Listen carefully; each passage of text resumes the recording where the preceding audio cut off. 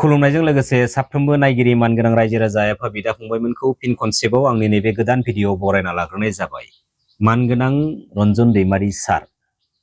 एनडिएफबिनि फाउन्डार गायसनगिरि मानगोनां रन्जन दैमारि सारा बिटिआर बायदि पिस एग्रिमेन्ट जाखांनायनि उनावहायबो मानो दिनैसिमबो जोबथेसालियाव दोनजाबाय थाखो? मा जाहोनाव मानि थाखाय? जेराव 2027 जानुवारिनि जा बिटिआर पिस एग्रिमेन्ट बे बिटिआर पिस एग्रिमेन्टनि गेजेरजों एनडिएफबिनि गासै जेंना जेथोफोरखौ सुस्रांना होनायनि थांखिजों खालाममारनाय जामारदोंमोनब्ला बे बिटिआर पिस एग्रिमेन्टनि गेजेरजोंनो एनडिएफबिनि गासै जेंना जेथोफोरा सुस्रांनानै होजानांगौमोन। लोगोसे जेसेबांखिनि मानगोनां एनडिएफबि ब्रादार्समोननि मुङाव गोबां रोखोमनि गोबां दायफोरा रेजिस्टार्ड जानानै दंमोन, कानेक्शन जानानै दंमोन, बै दायफोराबो बे बिटिआर पिस एग्रिमेन्टनि गेजेरजोंनो बे आसाम स्टेट गभर्नमेन्ट आरो भारत सरकारजों निमाहा होजानाय जानांगौमोन। नाथाय बेफोरबायदि जानायखौ नुनो मोनाखै। बेराफारसेथिं जों बेखौसो नुनो मोनबावदों जे बे बिटिआर पिस एग्रिमेन्टनि गेजेरजोंनो उदां जाबोनो हानाय गोबां माखासे मानगोनां एनडिएफबि ब्रादार्समोननि मुङाव नांनानै थानाय दायफोरखौ आरोबाव बुरखां कर्टनिफ्राय हाइकर्टनिफ्राय नटिस हरनानै बै दायजोंनो कानेक्शन खालामफिननो नाजानाय आरो बै दायनि थाखायनो कर्टआव हाइकर्टआव केस गेलेहैनांनाय।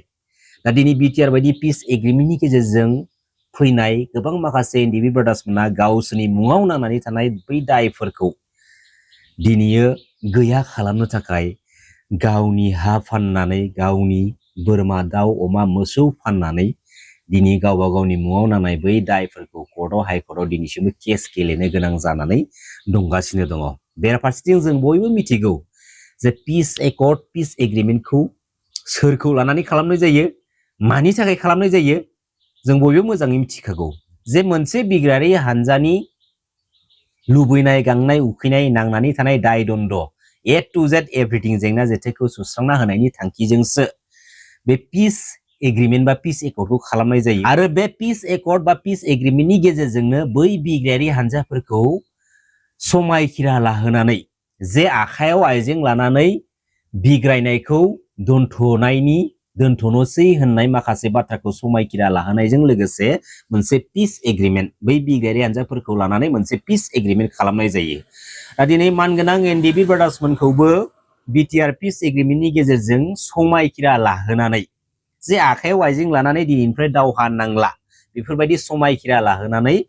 बिटिआर पिस एग्रिमेन्टनि गेजेरजों उदां खालामनानै लाना फैनाय जादोंमोन। नाथाय जेरैबायदि थांखि लानानै बिटिआर पिस एग्रिमेन्टखौ खालामनाय जादोंमोन बैबायदि थांखिफोरखौ दिनै जाफुङै जों नुनो मोनदों। बेराफारसेथिं बे बिटिआर पिस एग्रिमेन्टनि गेजेरजों बर'निनो साथाम साब्रैसो लिडार्स दैदेनगिरिफ्रा गावबा गावखौ बे बिटिसि काउन्सिल पलिटिकेल सिस्टेमाव माबोरैहाय साफा पलिटिकेल लिडार महरै आबुं महर मोनहोनो हागोन बेफोरबायदि खायदा बोराय बाहायखुमानाय बा बाहायनायखौ जों दिनै एसे फोरमान मोनदों। दिनै जायबायदि बिटिआर पिस एग्रिमेन्टनि गेजेरजों एनडिएफबिनि जेंना जेथोफ्रानो सुस्रांजाजोबदिया, अब्ला दिनै बे बिटिआर पिस एग्रिमेन्टनि बै पिसनि मिनिङा बहा थाखो? मानगोनां रायजो राजा एफा बिदा फंबायमोन, दिनै सोंथि खालाम। दिनै मानगोनां हाग्रामा महिलारि सार बिथाङा थांनाय 2025 बिटिसि बिसायख'थि समाव मानगोनां रन्जन दैमारि सारखौ जेलनिफ्राय बरननानै लाबोगोन होननाय बाथ्राखौ लानानै मानगोनां हाग्रामा महिलारि सारनिसिम अर्थात दा समाव जोंनि बे बिटिसि काउन्सिल गभर्नमेन्टखौ दैदेनबाय थानाय बिपिएफ पार्टिनाव सोंथि खालामनो जुदि हादोंब्ला बे थांनाय 2027 जानुवारि बिटिआर पिस एग्रिमेन्टखौ सागान होग्रा, मैखोमै सागान होग्रा बै लिडार्स दैदेनगिरिफोरनावबो सोंथि खालाम। आरो बर' माहारियारि आफाद दुलाराय बर' फरायसा आफादनि जानानै बे बिटिआर पिस एग्रिमेन्टआव मैखोमै सागानगिरि जाग्रा मानगोनां प्रमद बर' बिथांनाव सोंथि खालाम जे बे बिटिआर पिस एग्रिमेन्टनि गेजेरजों एनडिएफबिनि फाउन्डार गायसनगिरि मानगोनां रन्जन दैमारि सार बिथांखौ मानो उदां खालामनानै लाबोनो हादिया? मानगोनां रन्जन दैमारि सारा बे बिटिआर पिस एग्रिमेन्टनि गेजेरजों मानो उदां जादिया? आरो बे बिटिआर पिस एग्रिमेन्टनि गेजेरजों एनडिएफबिनि गासै जेंना जेथोफ्रा सुस्रांजायाब्ला बे बिटिआर पिस एग्रिमेन्टनि गेजेरजोंनो जोबथेसालियाव जोबजानानै दोनजानाय एनडिएफबिनि फाउन्डार गायसनगिरि मानगोनां रन्जन दैमारि सारजों लोगोसे जेसेबांखिनि एनडिएफबि केडार्सफोर दङ बै गासिबो जुदि उदां जायाब्ला बे बिटिआर पिस एग्रिमेन्टआव जोङो सागान होआ, सिगनेचार होआ होननानै बिखा बुनानै मानो बुंनो हादिया? दिनै जाय पिस एग्रिमेन्टनि गेजेरजों जाय बिटिआर पिस एग्रिमेन्टनि गेजेरजों एनडिपिनि जेंना जेथोफोरा सुस्रांजायाखैब्ला अब्ला मानगोनां एनडिपि ब्रादार्समोनखौ बा एनडिपिनि गासै इसु जेंना जेथोखौ सुस्रांना होनायनि थांखिजों खालामनाय बे बिटिआर पिस एग्रिमेन्टनि पिस मिनिङा बहा थाखो बहा थाखो दिनै गुबै सोंथिया बेरखाङो मानगोनां फंब्र बिथांमोननिसिम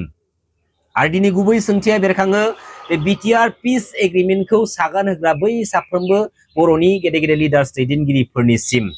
दिनै बिटिआर पिस एग्रिमेन्टखौ खालामनायनि सिगाङावहाय बे बिटिआर पिस एग्रिमेन्टनि गेजेरजों मा लिरनानै लाबोनांगौ मा लिरनानै लाबोनाङा